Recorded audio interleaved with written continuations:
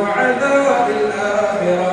اللهم اكفنا بحلالك عن حرامك وأغننا بفضلك عما سواك. اللهم إنا نعوذ بك من جهد البلاء ودرك الشقاء وسوء القضاء وشماتة الأعداء. اللهم إنا نعوذ بك من الهم والحزن والعجز والكسل والجبن والبخل وضلعة الدين وغلبة الرجال. اللهم إنا نعوذ بك من الكفر والفقر. اللهم إنا نعوذ بك من الكفر والفقر ونعوذ بك من الذلة والمسكنة.